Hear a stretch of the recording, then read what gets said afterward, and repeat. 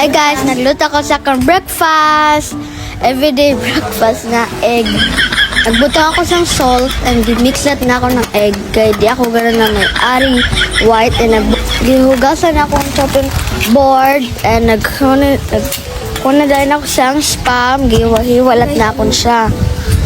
And gusto na din ako siya and look perfect lot siya.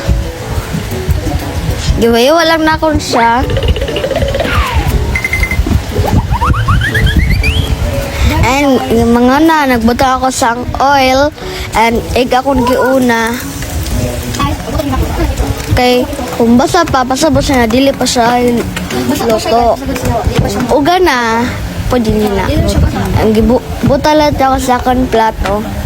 And sinad, pag butang na akong dara sa spam, sunod napiksan ako sa akong lawas.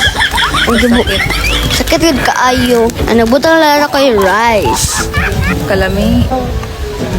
So, nagbutang ako tubig para di na ako mabalik ato.